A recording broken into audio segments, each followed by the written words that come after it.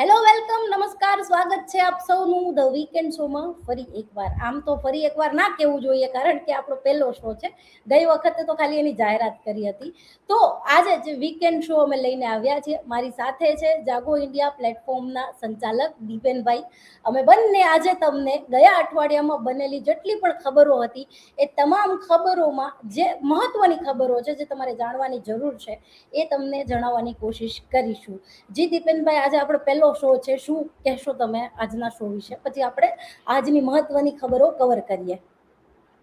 સૌ દર્શક મિત્રોને મારા જય હિન્દ. અને સૌથી પહેલા તમે આ ચાલુ કર્યું, આટલી મહેનત કરી, એના બદલ તમને પણ ખૂબ ખૂબ ધન્યવાદ. તમારો આભાર કે તમે આવા એક પ્રોગ્રામને લઈને આવ્યા છો અને લોકો સુધી કરી રહ્યા છો મહેનત. તો સર્વે દર્શક મિત્રોને આપણે એટલું જ કહીશું કે આ વીકલી એક્સપ્રેસમાં એવા સમાચાર અમે ચર્ચા કરીશું કે જે તમારાથી છુપાવાયા છે, જેને સમાચાર પત્રોના પેપરમાં ક્યાંક ખૂણામાં છુપાવીને છાપવામાં આવ્યા છે, જેથી તમારા સુધી એની નજર ના પહોંચે. તો આપણે એવા સમાચારોને મેગ્નિફાઈંગ કરીને આપણે તમારા સુધી લાવવાના છે. આ મુખ્ય આપણો હેતુ છે આ સમાચાર. યસ, બિલકુલ. તો હવે વધારે સમય ના વેડફતા આપણે ડાયરેક્ટ શરૂઆત કરીશું. તો હું આ અઠવાડિયાનો સૌથી ગંભીર જે બાબત છે એના ઉપર તમારા સૌનું ધ્યાન દોરવા માંગીશ. ઇન્સ્ટાગ્રામમાં જે પેડ જાહેરાતોમાં ચાઇલ્ડ પોર્નોગ્રાફી આવતી હતી, એના ઉપર રોક લગાવવાનો આદેશ આવ્યો છે. તમને કદાચ જો તમે લોકો ઇન્સ્ટાગ્રામ યુઝ કરતા હોય તો ક્યારેક સ્ક્રોલ કરતા કરતા તમને પણ આવું આડું આવ્યું હશે, જેમાં એડવર્ટાઇઝમાં ચાઇલ્ડ પોર્નોગ્રાફી બતાવવામાં આવતી હતી.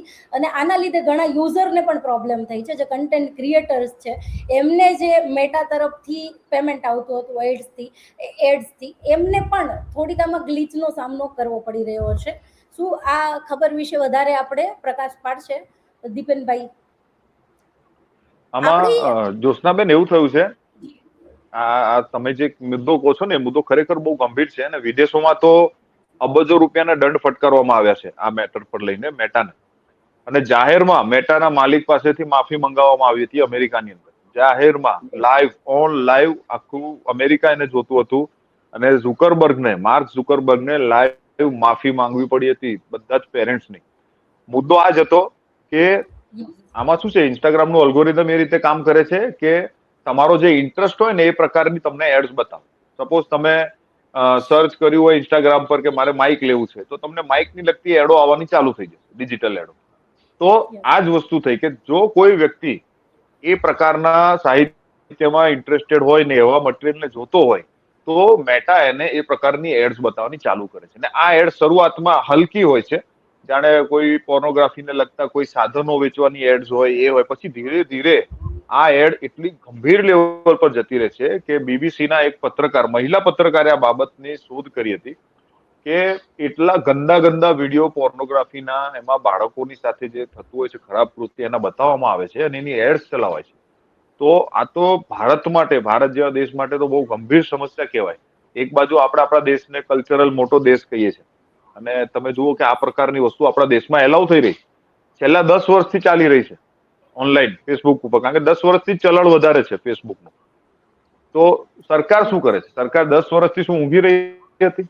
ઊંઘ કાઢી રહી હતી? આ બહુ મોટો પ્રશ્ન છે. સરકારને બીજા પણ કામ ના હોય યાર, એને મેનેજમેન્ટ કરવાનું હોય, ધારાસભ્ય ખરીદવાના હોય, ઓપરેશન લોટસ પાર પાડવાનું હોય, સંસદ સભ્યોને પોતાની તરફ કરવાના હોય. તમે યાર કેવી વાત કરો? સરકાર ઘણી બિઝી છે, એની પાસે ટાઈમ નહીં આ બધી બાબતનું ધ્યાન આપે. જી, તમે આગળ બીજી ખબર તરફ આપણે આગળ વધીએ. બીજી હવે જી તમે આગળ વધો. જી ના, એક સમાચાર બીજા આપી દો.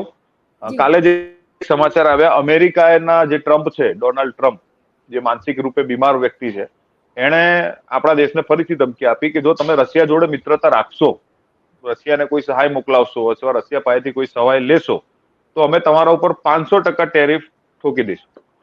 આ છે મોદીજીના મિત્ર, પરમ મિત્ર, જેના પાછળ આપણા ટેક્સના કરોડો રૂપિયા ખર્ચીને પ્રોગ્રામો કર્યા, આપણા ટેક્સના કરોડો ખર્ચીને પોતે ત્યાં ગયા, ત્યાં જઈને ભાઈનો પ્રચાર કર્યો જાણે આ કોઈ માર્કેટિંગ ટૂલ હોય. આપણા પ્રધાનમંત્રીના પદની ગરિમાને તાર કરી નાખી છે આ વ્યક્તિએ.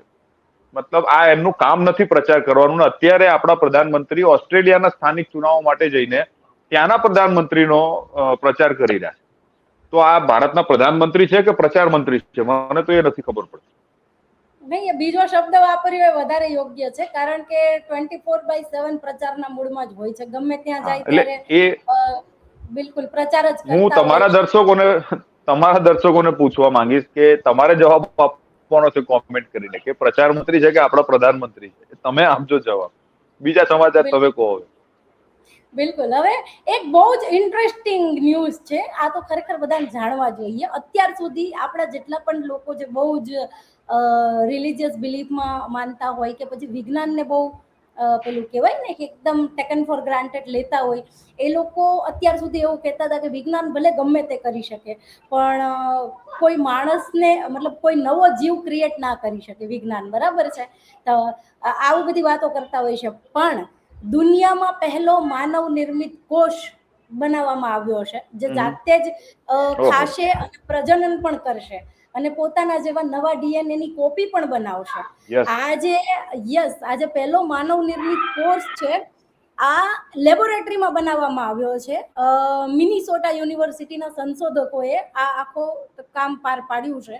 હવે જોવાની વાત એ છે કે આ જે કોર્સ બનાવ્યો છે એના લીધે ભવિષ્યમાં આપણને બહુ જ ફાયદો થવાનો છે. જેમ કે ફોર એક્ઝામ્પલ કેન્સરની જે પ્રોબ્લેમ છે એના ઉપર આનો કેન્સરની દવા શોધવામાં મહત્વનો રોલ પ્લે કરશે.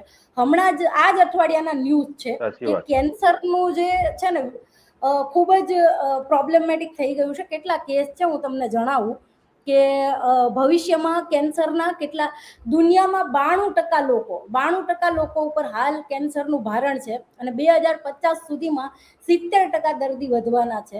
તો આ જે સંશોધન થયું છે એ આ કેન્સરના રોગમાં બહુ મહત્વનો ભાગ ભજવશે. અને કેન્સરની વાત થઈ જ છે તો એક એક્સ્ટ્રા વાત હું કરી દઉં કે આ જે છે ને એ આપણી જે લાઈફસ્ટાઈલ છે, આપણું જે ફૂડ સ્ટાઇલ છે, ચેન્જ થઈને એના લીધે આ પ્રોબ્લેમ વધારે વધી છે. અને આ જે સ્ટડી થઈ છે ને એમાં સૌથી વધારે જે લોકોને ચેતવાની જરૂર છે, જેના વિશે વાત કરી છે, એ છે નોકરિયાત લોકો, જે 8 થી 10 કલાક સતત એક જ ચેર ઉપર બેસીને કામ કરે છે.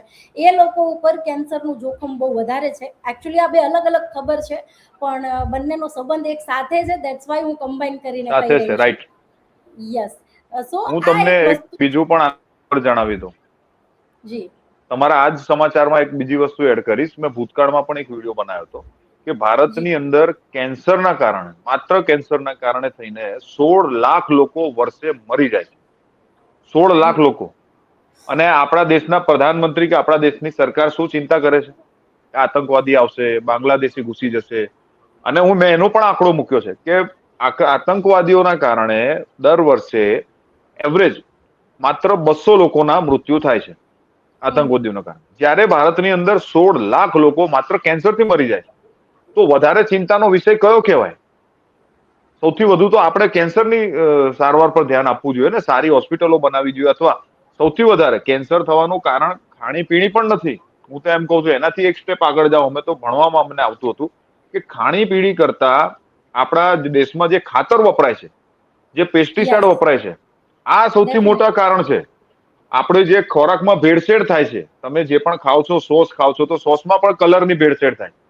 તો આ રીતે દરેક જગ્યાએ જે ભેળસેળ થાય છે અને આપણા ફૂડના અધિકારીઓ જે આરામથી બેસીને મફતનો પગાર ખાય છે, એના કારણે આ લોકો મરી રહ્યા છે. ને હજુ આ રોગ ક્યારે તમારા ઘરોમાં ઘૂસી જશે ને ખબર પણ નહીં પડે. મેં તો મારા ઘણા મિત્રોના પરિવારમાં આવા રોગ જોયા છે કેન્સરના, અને મતલબ પરિવાર બરબાદ થઈ જાય. પણ લોકોને ચિંતા શું છે કે અબ્દુલ આપણા ઘરમાં ના ઘૂસી જાય, એમને આ ચિંતા છે. અબ્દુલ આપણી શેરીમાં ના ઘૂસી જાય. આજે એક વિડીયો જોયો મેં, એક વ્યક્તિ, ચોટલી વાળો એક વ્યક્તિ હતો, એટલે તમે સમજી ગયા છો કઈ નાતનો હશે. એ ભાઈ એક સોસાયટીની બહાર મુસ્લિમની દુકાન હતી, 30-35 વર્ષ, 40 વર્ષથી, એની દુકાન બંધ કરાવવા પહોંચી ગયો કે અમારા મોહલ્લામાં તાર દુકાન નહીં કરવાની.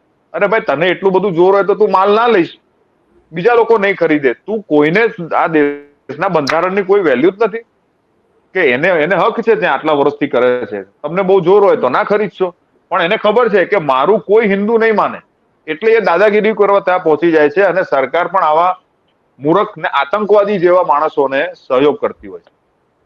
યસ, તમે એક વાત કરી હમણાં કે 15 લાખ લોકો, 16 લાખ લોકો કેન્સરના લીધે મરી જાય છે દર વર્ષે. આને જ સાથે જોઈન્ટ થાય એવી એક ખબર હું તમને જણાવું તો રોડ સેફટીના લીધે, મતલબ રોડ ઉપર જે સેફટી નથી જળવાતી એના લીધે વર્ષમાં જે રોડ એક્સિડન્ટ થાય છે એમાં 2 લાખ કરતાં વધુ લોકો જીવ ગુમાવે છે. તો મને કહો, રોડ સેફટી માટે સરકારે શું કર્યું? ફક્ત પેલા નીતિન ગડકરીના વિડીયો વાયરલ કર્યા કે નીતિન ગડકરીને શું કહેવાય, દુબઈમાંથી બોલાવે છે કે આવો અમારા માટે રોડ બનાવો સ્પેસ ટેકનોલોજી વાળા. એના સિવાય રોડ સેફટી માટે તમે એવા કયા પગલાં લીધા અવેરનેસ માટે કે એક્સિડન્ટ ઓછા થાય, રોડ સારા બને? તો આ પણ એક વસ્તુ છે કે આપણને મુદ્દો ખબર જ નથી રહેતો કે ભાઈ દર વર્ષે 2 લાખ લોકો મરે છે. પણ લીધા તો છે સરકારે. તમે આમ કેમ કરો છો? તમે જ્યારે હોય ત્યારે સરકારની બુરાઈ ન કરો. લીધા છે પગલા. એમણે રસ્તા જ એટલા બધા ખાડાવાળા બનાવ્યા છે જેથી વાહનની સ્પીડ જ ન વધે 20 થી. તો સ્પીડ વધવાની નથી તો પછી કોઈનો એક્સિડન્ટ થવાનો નથી. ઉલટા અકસ્માત ઘટ્યા છે, પણ જે લોકો મરે છે એ ખાડામાં પડીને મરે છે, મતલબ ખાડાના લીધે. તો આંકડો ઓછો થઈ ગયો છે ટૂંકમાં. તો આ એક રણનીતિ એમની કામ કરી ગઈ છે. એટલે હું તો એમને ધન્યવાદ આપું છું. હજુ વધારે ખાડા પાડો જેથી લોકો 10ની સ્પીડે ચલાવે અને છેલ્લે વાહન જ મૂકી દે ચલાવવાનું. આપણે વાહન નથી ચલાવવા તો પોલ્યુશન ઘટી જાય. આપણે બળદગાડા લઈ આવશું જૂના જમાનાના. બિલકુલ. અને ખાડાથી બચવા માટે પણ પેલા હેલ્મેટ ફરજિયાત કર્યા છે. ઓફકોર્સ સેફટી માટે જરૂરી છે, પણ સરકારને પણ ખબર છે કે ખાડામાં જો માણસ પડશે તો એટલીસ્ટ માથું બચવું જોઈએ. હાથ પગ ભાંગી જશે તો ચાલશે, માથું તમારું બચેલું રહેવું જોઈએ. એટલે એ પણ સારું છે. અને તમે હમણાં વચ્ચે જ આપણે જે વાત કરી હતી કે પોર્નોગ્રાફી, ચાઇલ્ડ પોર્નોગ્રાફી બતાવતા હતા જેના લીધે ઇન્સ્ટાગ્રામ પર ફરિયાદ થઈ, એવી જ એક ફરિયાદ મેટા ઉપર થઈ છે. તમે માનશો નહીં, યુએસના 4 રાજ્યોએ મેટા સામે કોર્ટમાં ફરિયાદ કરી છે અને બીજા 14 રાજ્યો હજી વેઇટ કરે છે, એ પણ ફરિયાદ કરશે. 120 લાખ કરોડના દંડની માંગ કરી છે. કારણ શું? તો કે મેટાના લીધે, મેટાનું જે આજે શોર્ટ્સ વિડીયો વર્ઝન છે, મતલબ ઇન્સ્ટાગ્રામ અને ફેસબુકના શોર્ટ્સ, એના લીધે એનું એવું કેવું છે કે અમારા બાળકોને લત લાગી ગઈ છે. મતલબ એમનું જે અટેન્શન જે પેલો પીરિયડ છે એ કમ થઈ રહ્યો છે, એમની મેમરી ઉપર પ્રોબ્લેમ થઈ રહી છે અને બાળકો એટલા બધા એમના ચીડિયો સ્વભાવ, ગુસ્સો વધી રહ્યો છે. લાઈક નકરું સ્ક્રોલ એન્ડ સ્ક્રોલ. કોઈ મોટી મતલબ કે મોટો વિડીયો કોઈથી જોવાતો નથી, ભણવામાં ધ્યાન જતું નથી. એટલે આ ગંભીરતા અમેરિકાના પેરેન્ટ્સે સમજી છે અને અત્યારથી મેટા ઉપર એ લોકોએ કેસ કરી દીધો છે. ભારતમાં ખબર નહીં આ બાબતની કોઈ ગંભીરતા છે કે નહીં, કારણ કે અહીંયા તો મેં જોયું છે કે નાના નાના બાળકોને કન્ટેન્ટ બનાવીને મા બાપ સામે રાખે છે. 4-4, 5-5 વર્ષના યુઝ કરે છે એઝ અ કન્ટેન્ટ. એટલે આ જોવું જોઈએ કે આપણે અને ત્યાં કેટલી મતલબ અવેરનેસમાં કેટલો ફરક છે. એ લોકો પોતાના બાળકો માટે કેટલા કેરફુલ છે. યસ, હું તમને એક માહિતી આમાં આપવા માંગીશ કે મેટા ઉપર જે કેસ થયો છે ને, એ જે કેસ છે એ માત્ર લત લગાવવા સુધી નથી, પરંતુ હું એઝ અ સાયકોલોજીનો સ્ટુડન્ટ છું. મેં બેચલર્સ કર્યું છે સાયકોલોજીમાં અને મારો આ ફેવરેટ વિષય હતો કે માણસનું વ્યવહાર શું છે, એ કેવી રીતે કામ કરે છે, બાળકો કેવી રીતે શીખે છે, એ અમને શીખવાડવામાં આવતું. તો મેટાનું જે અલ્ગોરિધમ છે એને પણ ડિઝાઇન કરનાર સાયકોલોજીસ્ટ જ હતા. અમારા જેવા લોકો જે આગળ માસ્ટર્સ કર્યા હોય, પીએચડી કર્યા હોય. તો આ અલ્ગોરિધમમાં શું છે સૌથી મોટી સમસ્યા કે જો તમારું બાળક એને જે સર્ચના ટેબલમાં અલગ અલગ તમને પહેલા બતાવે વિષયની રીલ, હવે એમાંથી સમજો તમારું બાળક એક ગેમ વાળી ક્લિક કરે છે રીલ કે જેમાં એ હથિયાર ચલાવે છે, ગેમમાં કોઈ હથિયાર ચલાવવાની ગેમ છે, એના વિડીયો પર એને ક્લિક કરી, તો ધીરે ધીરે એ બાળકને માત્ર હથિયારોને લગતા વિડીયો બતાવવાના ચાલુ કરશે, જે આગળ જતા એને રિયલ હથિયારોના રીલ્સ સુધી એને આદત પડતી જાય નવા વિડીયો જોવાની. પછી એની અંદર એ બિહેવિયર ઉત્પન્ન થાય છે અને એ બિહેવિયરનો આદી થઈને તમે અમેરિકામાં સાંભળ્યું હશે કે છાસવારે સ્કૂલમાં બાળકો ફાયરિંગ કરે છે, 10-10, 12-12, 15-15 બાળકોના મોત થઈ જાય. એની પાછળનું કારણ આ છે. એટલે ત્યાં હોબાળો આટલો થયો. અને આપણા ભારતમાં પણ હિંસા વધવાનું સૌથી મોટું કારણ આ સોશિયલ મીડિયા અને આપણી ફિલ્મો, આ બંને હિંસા વધારી છે. તમે જો આટલા મોટા મોટા હીરો એકદમ મતલબ બે જવાબદારપણી રીતે એટલી બધી હિંસાત્મક ફિલ્મો બતાવે છે જે 10 વર્ષનું બાળક પણ જોવે છે. આજે ધુરંધર ઓટીટી પર અવેલેબલ છે, યુટ્યુબ પર એના વિડીયોઝ અવેલેબલ છે, બધે અવેલેબલ છે. ને આટલી બધી હિંસા બતાવે છે તો એ જોઈને બાળકને શું થાય, શીખે કે ના શીખે? તો એ ટસન બાળકમાં આવવાનું જ છે. તો બાળક આક્રમક બનવાનું છે. આ જ સમસ્યા છે. પણ આટલી અકલ ક્યારે હોય? દેશનો રાજા ભણેલો ગણેલો હોય ને તો આ વસ્તુ પર કંટ્રોલ કરે. એને તો ખબર જ નથી. એને તો ઉલટા ઇન્સ્ટાગ્રામ ને સોશિયલ મીડિયા ઉપર પોતાનું માર્કેટિંગ કરવું છે. આ નેતાઓને, કારણ કે એમને અકલ જ નથી કે ભાઈ માણસનું દિમાગ કેવી રીતે કામ કરે છે. એને કોગ્નેટિવ સાયન્સ નો કે કોગ્નેટિવ સાયકોલોજી નો સ્પેલિંગ પણ નહીં આવડતો હોય. આ મોટી સમસ્યા. હું તો તમને કહું ને બોસ કે 96% નેતાઓને સાયકોલોજી નો સ્પેલિંગ લખતા નહીં આવડતો. કદાચ આ આંકડો 99% પણ હશે જે સંસદમાં બેઠા છે. સાયકોલોજી નો સ્પેલિંગ નહીં લખી શકે. આઈ ચેલેન્જ ધેમ. કદાચ ગોખીને આવે તો પણ નહીં લખી શકે. એ તમે ગમે એમ કહો, બાકી એક વાત તમારે માનવી પડશે કે તડકો બહુ પડે એના લીધે પાણી શોષાઈ જાય છે અને એના લીધે વરસાદ ઓછો પડે છે. આપણે દિલ્હીના સીએમ નું કેવું છે, એટલે તમારે એની રિસ્પેક્ટ કરવી પડશે. બાકી તમે જે કહેતા હોય કહી શકો છો. ના ના, તો સવાલ જ નથી ભાઈ. કમેન્ટમાં રેખા ગુપ્તા માટે લાઈક કરજો પ્લીઝ. હા, લાઈક કરો કે આવા નમૂનાઓ આપણા દેશમાં છે ને જે આપણા દેશનું નામ મજાકની કેટેગરીમાં, જોક્સની કેટેગરીમાં ઊંચું કરી રહ્યા છે. મતલબ લાઈક કરો, એમાં કોમેન્ટ કરો.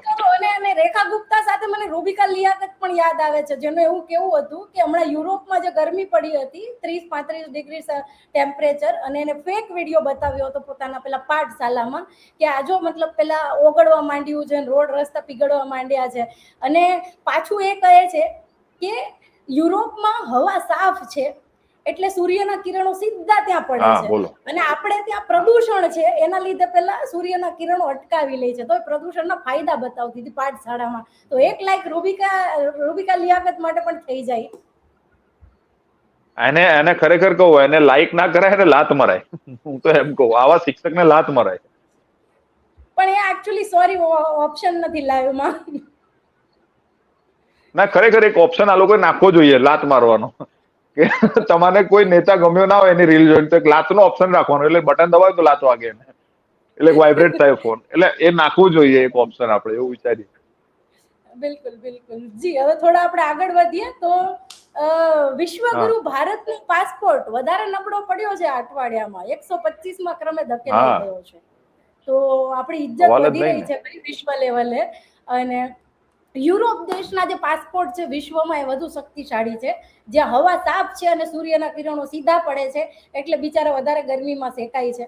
અને આપણા દેશનો પાસપોર્ટ થોડો નબળો પડ્યો છે કારણ કે આપણે ત્યાં પેલા સૂર્યના કિરણો પ્રદૂષણ રોકી લે છે અને આપણને થોડી રાહત મળે છે, પણ આમાં રાહત ના મળી ભાઈ. તો આ વસ્તુ છે. અરે પાસપોર્ટની તમે વાત કરી, હું તમને એક વચ્ચે કહી દઉં. પાસપોર્ટની વાત કરી, વિદેશમાં એક જણ કંઈક માથાકૂટ થઈ હતી, તો ત્યાં એ પોતાનો પાસપોર્ટ બતાવતો હતો કે હું ઇન્ડિયન છું, તો ઉલટા ઓર માર પડ્યો એને. ઇન્ડિયાનો પાસપોર્ટ બનાવ્યો હતો. મેં એનો વિડીયો જોયો હતો. પછી મેં ના બનાવ્યો. મેં કહું કોણ આપણા દેશની ફજોતી કરે ખોટી વાર. અંધભક્તો એક તો આમાંય દુઃખી છે આપણા બધા વિડીયો જોઈને, કારણ કે રોજ સવાર પડે નવા કૌભાંડ બહાર આવે છે સરકારના. એટલે પછી મેં કહું નથી બનાવો. મેં કીધું ચાલો બોલો હવે તમારા આગળ શું સમાચાર. બસ હવે શું કહેવાય, ભારત ઉપર નજર રાખવા માટે ચીને 5000 કિલોમીટર રેન્જ વાળું રડાર એક્ટિવેટ કર્યું છે. આ કેટલા લોકોને ખબર છે કમેન્ટમાં મને જણાવજો. ચીન આપણા ઉપર નજર રાખવા માટે 5000 કિલોમીટર રેન્જ વાળું રડાર એક્ટિવેટ કરીને બેઠું છે. એ સિવાય વચ્ચે વિડીયોઝ પણ આવ્યા હતા કે એને ભારતની સીમામાં ઘૂસપેઠ કરી છે, રોડ બનાવી દીધા છે, મતલબ ગામડા વિકસાવી લીધા છે.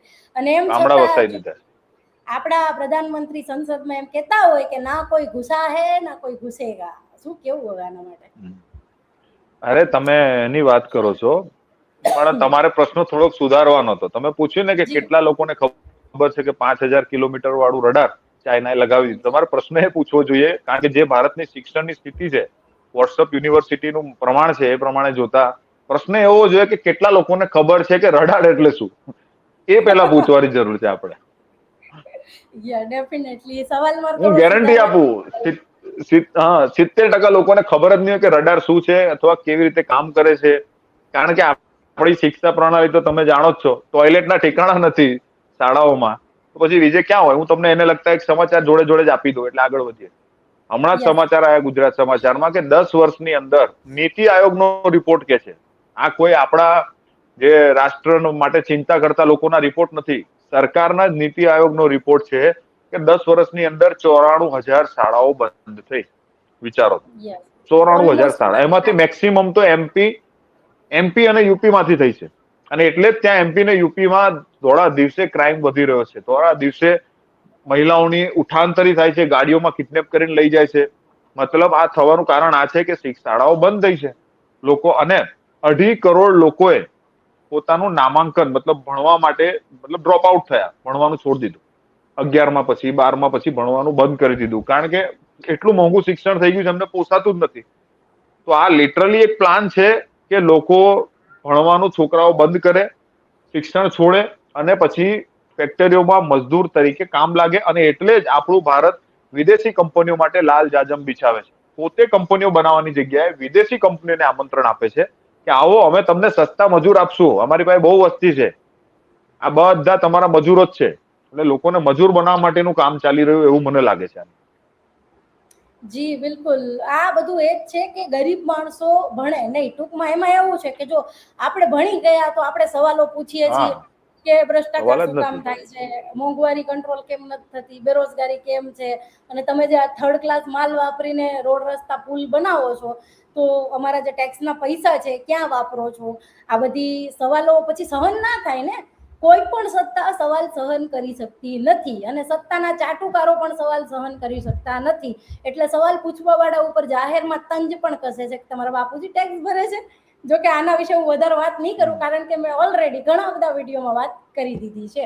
હવે બે મહત્વની ખબરો ઉપર હું ગુજરાતનું ધ્યાન દોરવા માંગીશ. તો આપણે ત્યાં 2 અગ્નિકાંડ, આમ તો 3 અગ્નિકાંડ થયા, ત્રણેયની આમ તો 4 થી વધારે થયા છે. સુરતનું તક્ષશિલા, રાજકોટનું ગેમ ઝોન કાંડ, પછી શ્રેયસ હોસ્પિટલ અને ડીસાનું પેલું જે અગ્નિકાંડ થયું હતું, ડીસાની ફેક્ટરીમાં જ આગ લાગી હતી. યસ. તો એમાં જે રાજકોટમાં જે ટીઆરપી અગ્નિકાંડ થયું હતું એનો જે ફેસલો આવ્યો છે, જેમાં 5 અધિકારીને કાયમી ધોરણે ઘર ભેગા કરી દેવાયા છે. અને આને એવું કહેવામાં આવી રહ્યું છે કે દેશનો સૌથી મોટો દાખલારૂપ શિક્ષાત્મક કાર્યવાહીનો આ કિસ્સો છે. તમને ખરેખર એવું લાગે છે કે આ સૌથી મોટો દાખલારૂપ શિક્ષાત્મક? કોઈ દાખલા નથી, કોઈ દાખલા નથી. માત્ર ને માત્ર જનતાને પેલું કહેવાય ને, કુણીએ ગોળ ચોપડી આપ્યો છે બતાવવા કે જો અમે લોકો, આ ડિસમિસ થયેલા લોકો નાના અધિકારીઓ છે. યસ. મુખ્ય અધિકારીઓ તો કોઈ થયું જ નથી.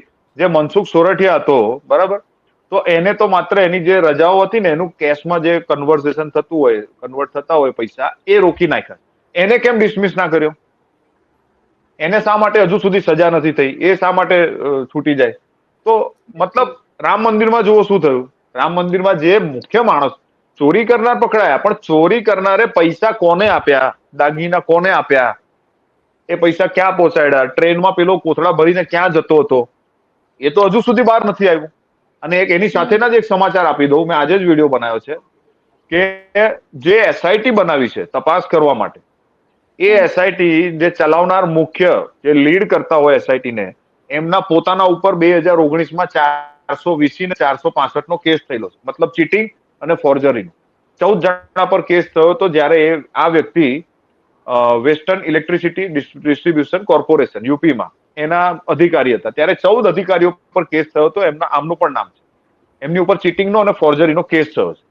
હવે આવી વ્યક્તિ ત્યારબાદ તેનું પ્રમોશન કે તેની આગળની જે કાર્યવાહી છે, એનું ગતિ છે, એ કેરિયર અટકી જવું જોઈતું હતું.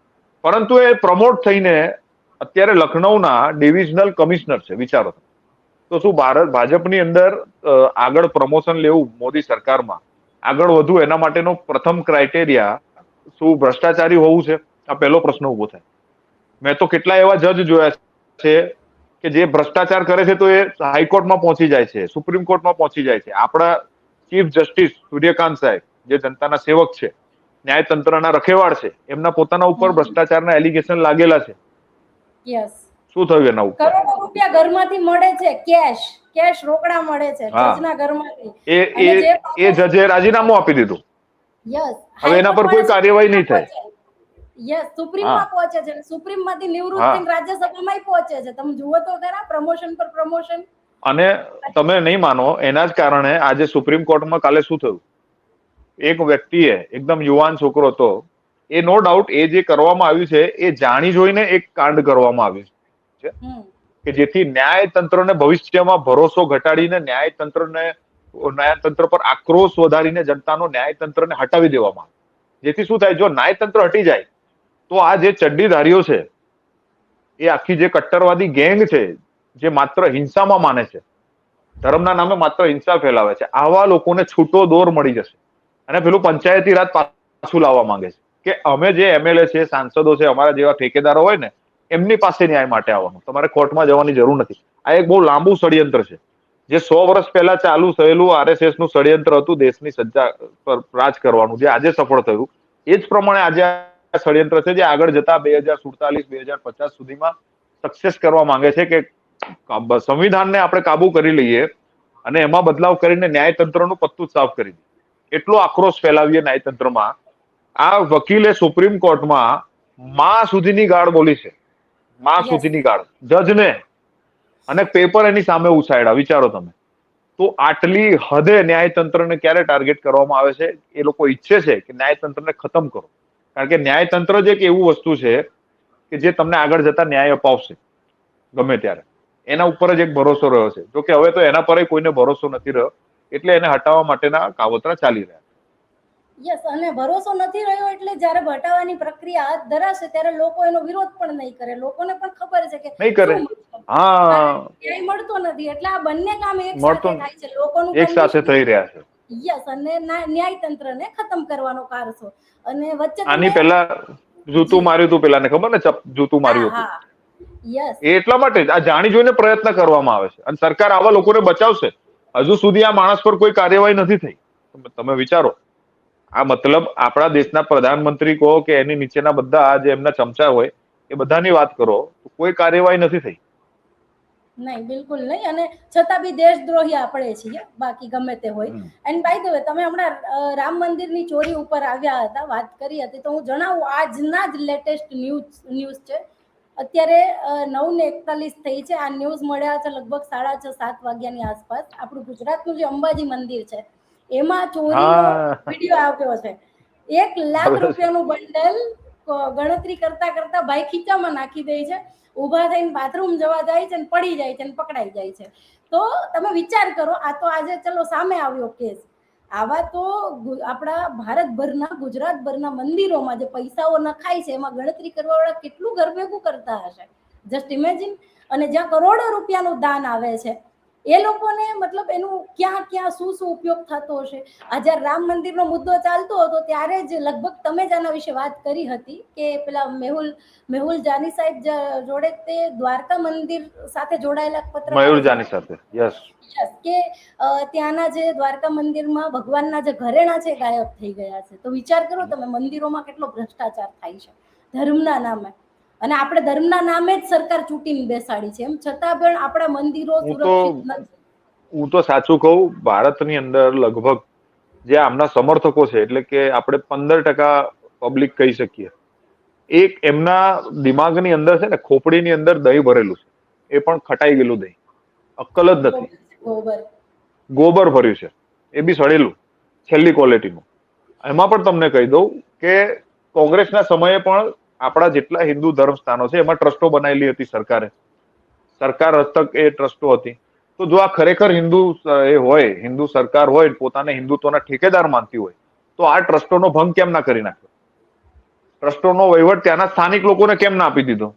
ત્યાંના મંદિરોનો, કે અંબાજીનો મંદિર અંબાજીના સ્થાનિક લોકો કરશે, દ્વારકાનો વહીવટ ત્યાંના સ્થાનિક લોકો કરશે. શા માટે દ્વારકાની ટ્રસ્ટમાં સુરતનો માણસ કે અમદાવાદનો માણસ ટ્રસ્ટી બનીને બેઠો છે, જે બીજેપીનો માણસ છે? શા માટે કલેક્ટર એમાં એ કરે છે? શા માટે મામલતદાર એની અંદર ટ્રસ્ટી હોય છે? તો 12 વર્ષમાં તમે કર્યું શું? ગુજરાતમાં તો 25 વર્ષથી સરકાર છે, તમે કેમ આ બધા જૂના કાયદા ન હટાવ્યા? હિન્દુ મંદિરોને છૂટા કરો ને. શું તમારે એમાંથી ભ્રષ્ટાચાર કરવો છે? શું તમારે એમાંથી નેતાઓને ખરીદવાના પૈસા કાઢવા છે? શું તમારે વિદેશોમાં જે ભીડ ભેગી કરવાની છે મોદી કરવા માટે, એ ભીડને તમારે ખર્ચો કરવો છે? ઓસ્ટ્રેલિયા હમણાં આપણે જે પ્રવાસમાં ગયા આપણા પ્રધાનમંત્રી, ત્યાંના ન્યૂઝપેપરે છાપ્યું કે આ જેટલી તમે ભીડ જોવો છો ને, એ બધી મફતની કરી ખાવા આવેલી છે. મફતની કરીને ચપાટી ખાવા માટે ત્યાં ભેગી થાય છે, ને એમને ત્યાં લાવવા માટે ચાર્ટર પ્લેનો ચલાવવામાં આવે. આ ત્યાંનું ન્યૂઝ મીડિયા કે છે, આપણે નથી કહેતા, પણ ત્યાંનું ન્યૂઝ મીડિયા એમ કહી રહ્યું છે. અને ત્યાંના ન્યૂઝ મીડિયા આખા દેશમાં, આખા વર્લ્ડમાં બેઇજ્જતી કરી આ પ્રધાનમંત્રીની, કે દૂરથી વિડીયો બનાવે છે. જો અમને અહીંયાથી ત્યાં જવા નથી દેવાતા, કારણ કે ભારતના પ્રધાનમંત્રી સ્ક્રિપ્ટેડ પ્રોગ્રામ્સ કરે છે, ખાલી સ્ક્રિપ્ટેડ ઇન્ટરવ્યુ આપે છે, અથવા તો સ્ક્રિપ્ટેડ પ્રેસ કોન્ફરન્સ કરે છે. પ્રેસને પ્રશ્નો નથી પૂછવા દેવાતા. અને એટલે જ આપણું પ્રેસની મામલામાં આપણું સ્થાન એકદમ એટલે કે આફ્રિકાના દેશોની નજીક છે. પાકિસ્તાન, બાંગ્લાદેશ, આફ્રિકાના દેશોની એકદમ નજીક છે. આપણી કોઈ એ નથી સ્વતંત્રતા એમ.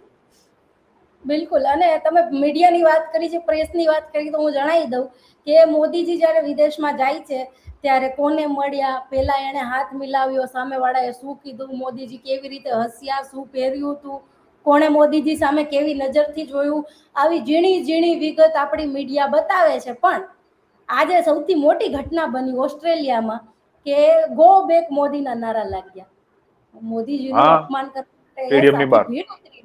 એ કેમ ના બતાવ્યું ગો મીડિયાએ? બેક મોદી નહીં, ગો બેક ઇન્ડિયન્સ. ઓસ્ટ્રેલિયાના જે સ્ટેડિયમમાં પ્રોગ્રામ હતા એની બહાર જ ત્યાંના લોકોએ ઇન્ડિયન્સ ગો બેક ના નારા લગાવ્યા, મતલબ ભારતીયો પાછા જાઓ. હવે તમે વિચારો આપણી શું ઇજ્જત રહી. આ ઝેર તમે પહેલા નતું જોયું. મેં 2014 પહેલા ક્યારેય આવું ઝેર કોઈ પણ દેશમાં નતું જોયું કે ઇન્ડિયન્સને લોકો આ રીતે બદનામ કરતા હોય કે અથવા એને હેટ કરતા હોય. આ 2014 પછી થઈ રહ્યું છે, કારણ કે આપણે અહીંયા હિન્દુઓ જે ક્રિશ્ચિયન્સ પર, મુસ્લિમો ઉપર જે અત્યાચાર કરે છે, જે એની સાથે ક્રાઇમ કરે છે, એના વિડીયો પણ સોશિયલ મીડિયાના કારણે વિદેશોમાં જાય છે.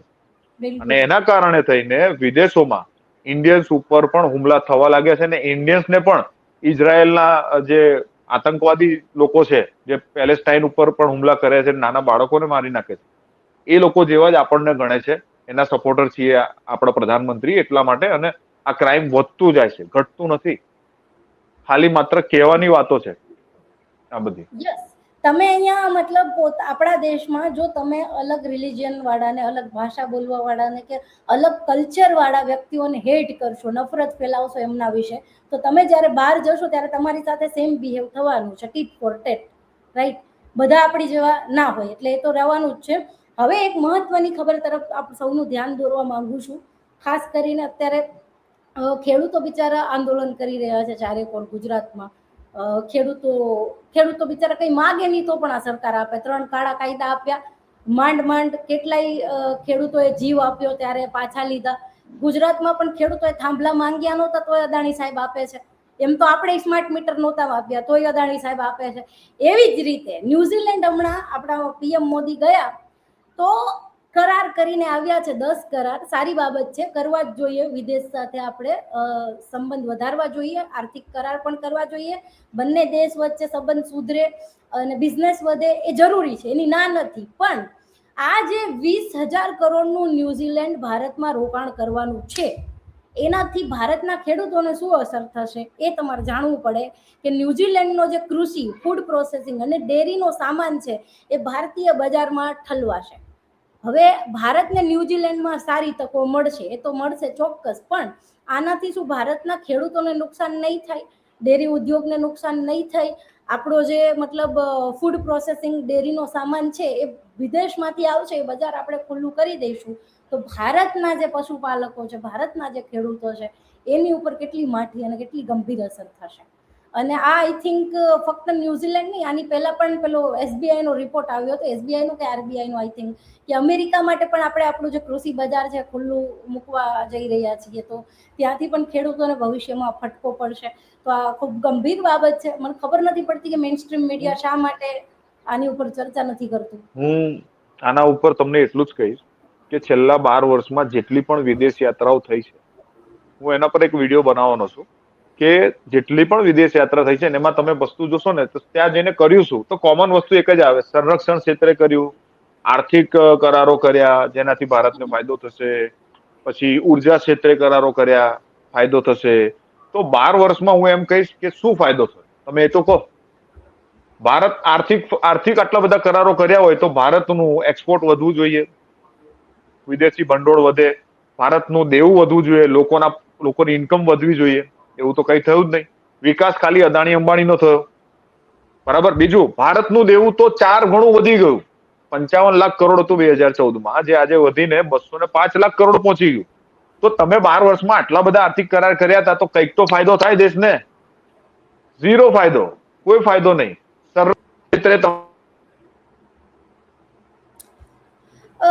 યસ, આઈ થિંક કંઈક નેટવર્ક ઇસ્યુ આવી ગયો છે દીપેનભાઈની ત્યાંથી, પણ ઇટ્સ ઓકે. આપણને શું ફાયદો થાય છે એ તો આપણે જોઈ જ રહ્યા છીએ હાલમાં કે શું કહેવાય, પ્રધાનમંત્રીજી આવે છે અને એમાં ફાયદો થાય છે અદાણીજીને. અદાણીજીનો બિઝનેસ વધે છે, એની ઇન્કમ વધે છે અને આપણી ઉપર એમનો ત્રાસ વધે છે. જેમ કે સ્માર્ટ મીટરને લઈને અત્યારે હમણાં જ વચ્ચે એક ઘટના બની હતી જેના વિશે મેં વિડીયો પણ બનાવ્યો હતો કે એક વડોદરાના નાગરિકે ફરિયાદ કરી હતી એમની મરજી વગર એમના ઘરમાં જે નાખવામાં આવ્યું હતું સ્માર્ટ મીટર, એના માટે એણે અરજી કરી હતી. એના વીજ લોકપાલ જે એક પ્રકારની કાયદાકીય વ્યવસ્થા છે, એણે જે ચુકાદો આપ્યો એના ઉપર મેં વિડીયો પણ બનાવ્યો હતો કે ભાઈ તમારાથી થાય એ કરી લો, સ્માર્ટ મીટર તો આવશે જ, એમાં ગ્રાહકની પૂર્વ મંજૂરી લેવાની ના હોય. એટલે આ પ્રકારની વસ્તુઓ થઈ રહી છે. જી દીપનભાઈ. હેલો, મારો અવાજ આવે છે? Yes yes. મારો અવાજ આવે છે તમને? યસ યસ યસ આવે છે. આવે છે? ઓકે, તમારો અવાજ નથી આવતો એટલા માટે. નહીં, તમારો અવાજ આવે છે. તો મારું માત્ર એટલું કહેવું છે કે આટલા બધા સંરક્ષણ કરાર થયા તો ઓપરેશન સિંદૂર વખતે એક પણ દેશ આપણી પડખે આવીને ઉભો નથી ને કોઈએ ખુલીને એમ કીધું નથી કે ભાઈ પાકિસ્તાન જે છે એ આતંકવાદી સ્ટેટ છે અને ભારત પર ખોટી રીતે હુમલા કરે છે અથવા ભારતને હેરાન કરે છે. કોઈ એક દેશ નથી બોલ્યું. તો 12 વર્ષમાં આટલા બધા તમે જે દોડધામ કરી એનો ફાયદો શું? કોઈ જ બેનિફિટ નહીં. તો આ પણ આપણે સમજવું પડશે ને. યસ, બિલકુલ સમજવું પડશે. હવે આનાથી આગળના સમાચાર જણાવું. તમને મારો અવાજ આવે છે? આઈ થિંક એમને મારો અવાજ, તમને મારો અવાજ આવે છે ખરો? મને એકચ્યુઅલી તમારો અવાજ નથી આવતો. ઓકે, કઈ વાંધો નહીં. તમે ફરી મારું મ્યુટ થઈ ગયું છે તમારામાં, જોઈ લો જરા. કદાચ મે બી ઝૂમ માં મ્યુટ થઈ ગયું હોય. નહીં નહીં, વેલ કઈ વાંધો નહીં. આપણે થોડુંક આગળ વધીએ તો દેશભરમાં જે અત્યારે E20 પેટ્રોલનો ઉગ્ર વિરોધ થઈ રહ્યો છે. E20 પેટ્રોલ મતલબ કે પેટ્રોલમાં 20% ઇથેનોલ ઉમેરવાની જે પ્રક્રિયા હાથ ધરાઈ છે, એ ઇથેનોલમાં તમને ખ્યાલ હશે કે ખૂબ જ મોટો સરકારને વિરોધનો સામનો કરવો પડી રહ્યો છે. ઠેર ઠેરથી વિડીયોઝ આવી રહ્યા છે કે આના લીધે અમારી ગાડીઓમાં ખરાબી આવી રહી છે. અને આ બાબતે આપણા જે મંત્રીજી છે, આ બાબતે જે નીતિન ગડકરી સાહેબ છે, નીતિન ગડકરી સાહેબે જાહેરમાં કહ્યું બી હતું કે એક પણ વ્યક્તિ કે એક પણ ગાડી મને બતાવો જે ઇથેનોલના લીધે ખરાબ થઈ ગઈ હોય. એટલું જ નહીં, પાણી બચાવવાની વાતો કરવા વાળાને પણ એમણે દેશદ્રોહી કહી દીધા હતા. તો આ જ બાબતમાં ઇથેનોલ બાબતે સરકારે સ્પષ્ટ જવાબ આપ્યો છે અને એમને કહ્યું છે કે ઇથેનોલમાં પીછેહટ થાય તો ₹1 લાખ કરોડનું રોકાણ જોખમમાં આવી શકે એમ છે. આ સરકારનો દાવો છે. તો મારે જસ્ટ એટલું જ પૂછવું છે કે જ્યારે સરકાર આવી રીતે રોકાણ કરી દે છે કોઈ પણ બાબતમાં, ચાહે સ્માર્ટ મીટરમાં હોય, ઇથેનોલમાં હોય, ત્યારે એ કોઈ સમિતિ બનાવે છે, કોઈને પૂછે છે ભારત દેશના એવા જાણકારો, એવા સ્પેશિયાલિસ્ટો, એવા નાગરિકોને કે આપણે આ બાબતમાં, આ ક્ષેત્રમાં આટલું રોકાણ કરવા જઈ રહ્યા છીએ તો આનો આપણને શું બેનિફિટ મળશે અને જનતા તરફથી રેઝિસ્ટન્ટ આવશે કે નહીં આવે? આવી કોઈ સમિતિ બેસાડે છે કે મજા આવે એમ બસ રોકાણ કરી દે અને પછી પાછળથી એવું કહેવામાં આવે કે હવે જો અમે પીછેહટ કરશું તો અમને આટલા લાખ કરોડનું નુકસાન જશે? સ્માર્ટ મીટરમાં જ આવું છે ભાઈ. 2022 કે 23માં લગભગ એ લોકોએ ડિસાઇડ કર્યું હતું કે આપણે મીટરોને સ્માર્ટ કરવા છે અને એમાં એમણે 900 કરોડ રૂપિયાનો ખર્ચો કરી નાખ્યો. બરાબર. હવે આ 900 કરોડ રૂપિયા કોને પૂછીને ખર્ચ્યા હતા? હવે એવું કહેવામાં આવે કે ભાઈ સ્માર્ટ મીટર ખરીદાઈ ગયા છે ને હવે પીછેહટ થાય એમ નથી. એવું જ કંઈક આ ઇથેનોલમાં કર્યું કે 1 લાખ કરોડનું જોખમ મતલબ રોકાણ કરી દીધું અને હવે એમ કહે છે પાછળ હટશું તો આ 1 લાખ કરોડ રૂપિયા સરકારના ડૂબી જશે. સરકારના તો છે ને, સરકાર કઈ કમાવા જતી નથી, આપણા ડૂબી જશે. તો સવાલ એ છે કે જી આ બાબતમાં એક મતલબ ચર્ચાઓ થવી જોઈએ. ગંભીર સવાલ છે કે સરકાર કોઈ સ્પેશિયાલિસ્ટને, કોઈ વિશેષજ્ઞોની ટીમ પાસેથી સલાહ લે છે કોઈ પણ ક્ષેત્રમાં લાખો કરોડોનું રોકાણ કરતા પહેલા, કે બસ કરી જ દે છે? કારણ કે નેતાઓના દીકરાઓ આ બિઝનેસમાં ઇન્વોલ્વ હોય છે, એમને ફાયદો થાય એટલે કરી જ દેવાનું. આ એક બહુ ગંભીર સમસ્યા છે. આમાં એવું છે કે પૈસા એમના બાપ દાદાએ મહેનત કરી તો કમાયા નથી, એમણે મહેનત કરીને કમાયા. ટેક્સના પૈસા છે, જનતાના પૈસા છે, કોઈ હિસાબ માંગવા વાળું છે નહીં. હિસાબ માંગશો તો તમને એન્ટી નેશનલ કહેશે, તમને ગાળો બોલશે. એટલે તમારા જ પૈસાથી તમને અંગ્રેજો જેમ હડસેલતા હતા એ જ કેટેગરીમાં પાછા તમને લાઈન મૂકી દીધા છે. આના કરતા તો હું એમ કહું કે અંગ્રેજોનું રાજ સારું હતું.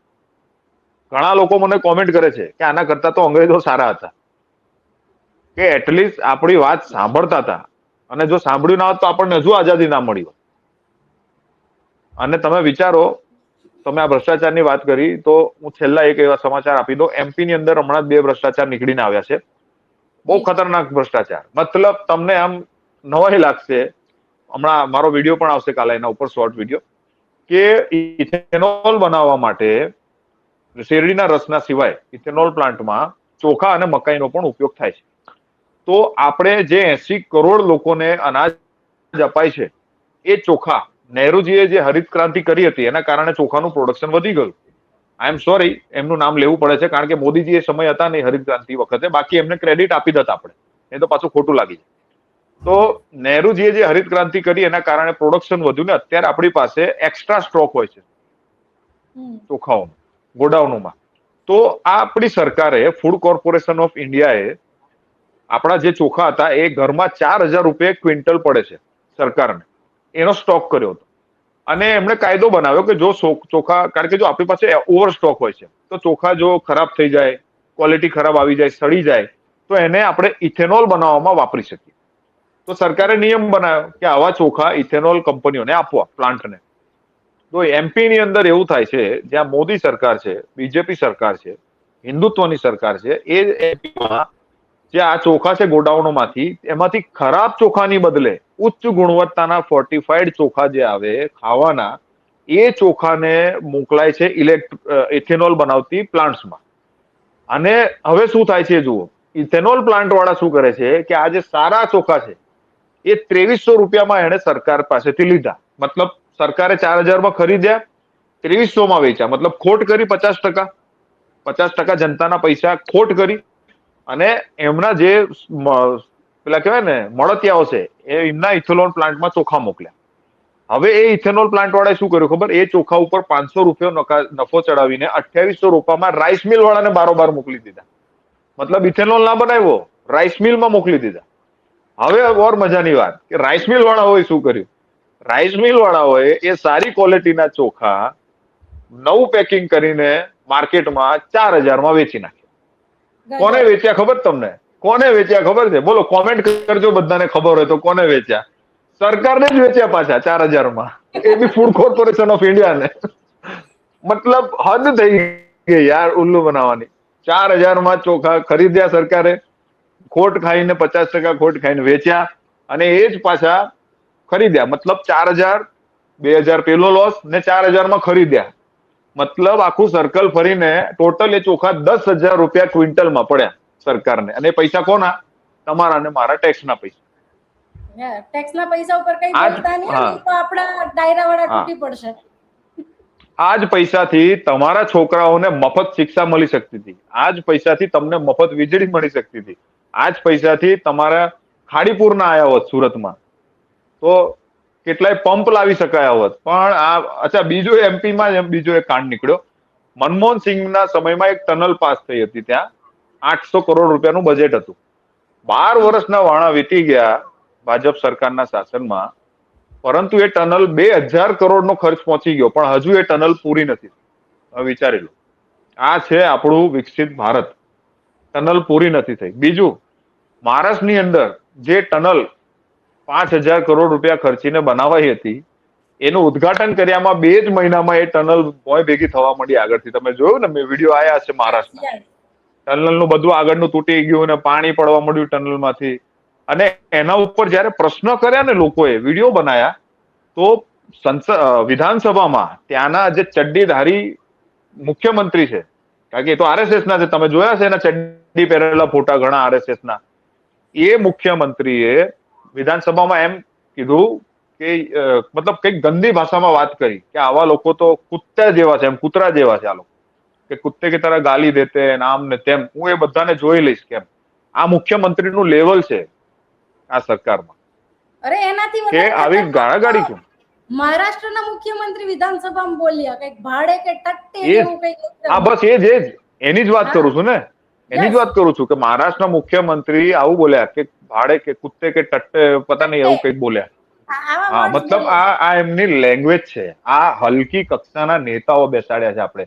આવા હલકી ને આક્રમક ને હિંસાત્મક માણસો જયારે રાજ કરતા હોય, તો આ તો ચંગેઝ ખાન ને મોહમ્મદ પેલા ખિલજી ને મોહમ્મદ ગોરી ને પણ સારા કેવડાવે આ લોકો. અને આના પર તો બહુ મોટી ડિબેટ થઈ શકે એમ છે કે કોણે કેટલા મંદિર તોડ્યા ને કોણે કેટલા મંદિર લૂંટ્યા.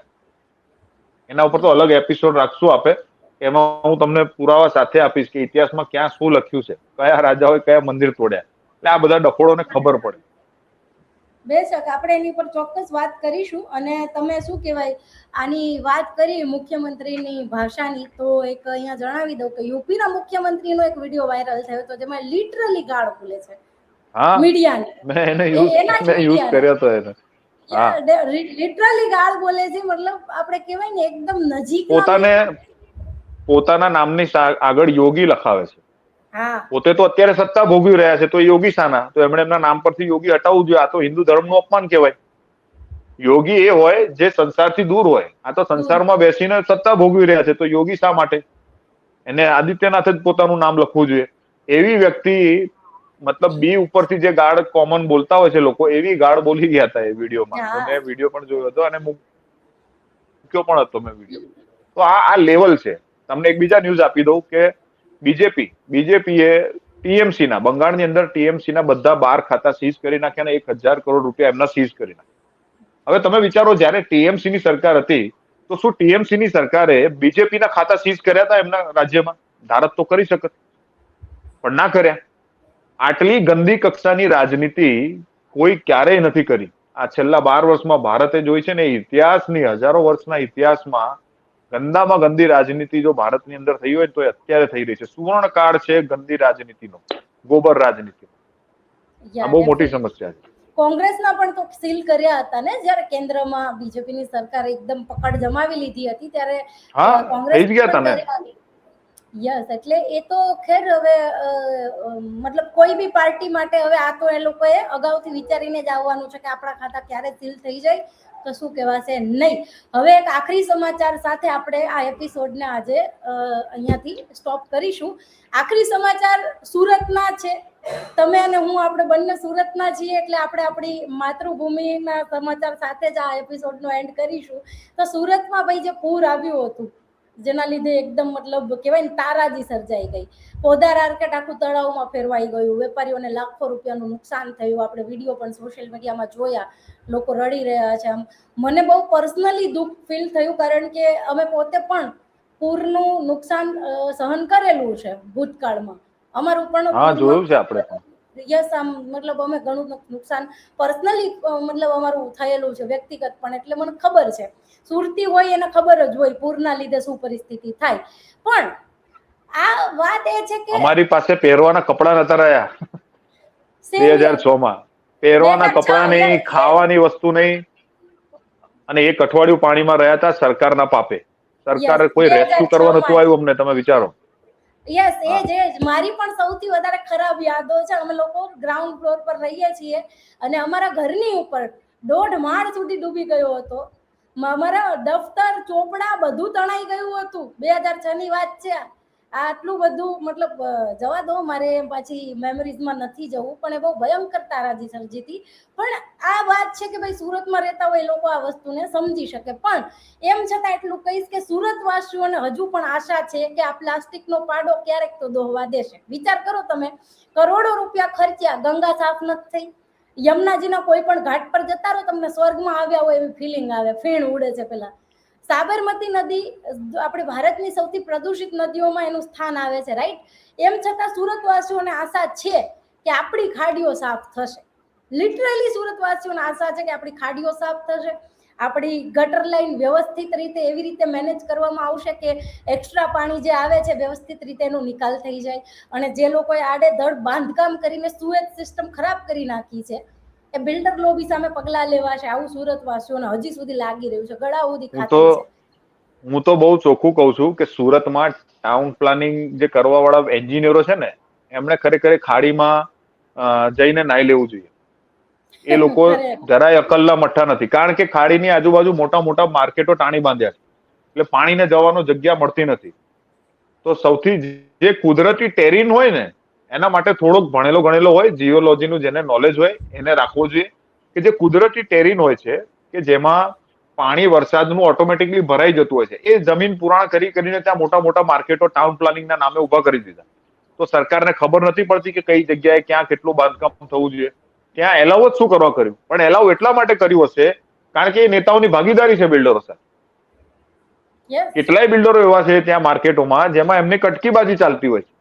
એ બિલ્ડરોના પોતાના ભાગ હોય છે નેતાઓ સાથે. એમની જોડે ભાગીદારી કરી દો એટલે કોઈ જાતની પરમિશન લેવાની જરૂર નહીં પડે. કઈ થશે નહીં, આપણી બિલ્ડિંગ તણાઈ જશે. મોટી બાંધી દેવાની, પછી ભાડે આપીને અરબો રૂપિયા કમાવાના. તો આ તો સિસ્ટમ ચાલે છે અને ભોગ કોણ બને છે? સામાન્ય જનતા. અને આ બનવાનું કારણ એક જ છે કે જનતાએ સ્ટાર્ટિંગ પોતાના MLA થી જ કરવું પડશે. કારણ કે જો તમે અભ્યાસ કરો ભારતની ચૂંટણી પ્રક્રિયાનો, તો સૌથી મહત્વનો સરકાર બનાવવાનો સૌથી મહત્વનો સ્ટાર્ટિંગ એકમ છે MLA. જો તમારો MLA તમે વ્યવસ્થિત ચૂંટ્યો તો ઓટોમેટિકલી ઉપરની સરકાર સારી બનશે. 100%.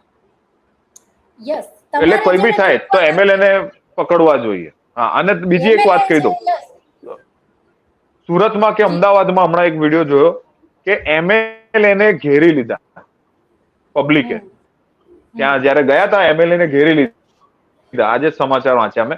અને એ બહુ સારું કામ કરી રહી છે પબ્લિક અત્યારે. કે MLA ને તમે પૂછો ને, તમારો ઉમેદવાર જનપ્રતિનિધિ સરકારમાં તો એ જ છે. તમે શું કરો? અધિકારી પાસે જાઓ, સીધા MLA ને જઈને પૂછો કે કેમ થઈ રહ્યું છે આ કામ. તમે અમને તમારી આ વસ્તુ કરો, એને ઉપાડીને લઈ આવો ને લો બેસો. એટલે જનતા હવે જાગી રહી છે. MLA ને પણ રોકે છે. પછી હમણાં આપણા સુરતના પેલા કુમાર કાનાણી કે કોણ, આજે મેં પેપરમાં વાંચ્યું હતું, કઈક એવું બોલ્યા હતા કે નહીં આવે પેલા અધિકારીઓ, કે મોટરો નહીં આવે એમ. હમણાં આજે પાણીમાં પરેશાન હતી સોસાયટીઓ, એમને સ્પષ્ટ કહી દીધું ફોન ઉપર કે નહીં આવે. આવું ચોખ્ખું, મતલબ એટલી રૂઢ ભાષામાં કહી દીધું ત્યાંની પબ્લિકને, કે જે પબ્લિક એમને વોટ આપી આપીને હિન્દુત્વના નામ પર, પટેલોના નામ ઉપર, જાતિવાદના નામ ઉપર વોટ આપી આપીને ચૂંટાણી દીધા હતા. ફૂલ જોઈને ફૂલ બની ગયા. એ જ MLA આજે એમને મોઢા ઉપર ના પાડી દીધી. તો હવે તમને ખબર પડશે. તો જનતા જાગે છે હવે, લોકો પ્રશ્ન પૂછે છે, અને જો આ સિસ્ટમને સુધારવી હોય તો એક જ માત્ર ઉપાય છે, MLA ને જવાબદાર ઠેરવો. કઈ પણ થાય MLA ને જઈને પકડો, તો જ તમારી સરકાર સુધરશે, બાકી સિસ્ટમ નહીં સુધરે. બાકી અધિકારીઓને બી કહીને કોઈ મતલબ નથી, કારણ કે રાજા ભ્રષ્ટાચારી હોય કોઈ પણ દેશનો, તો એના નીચે કામ કરતી આખી સિસ્ટમના અધિકારી ભ્રષ્ટાચારી થવાના જ. અને આ અધિકારીઓ એટલે જ એડી ચોટીનું જોર લગાવે છે કે સરકાર ગબડે નહીં. કારણ કે આ સરકારમાં અધિકારીઓને છૂટો દોર મળી ગયો છે ભ્રષ્ટાચાર કરવાનો. આ મોટી સમસ્યા.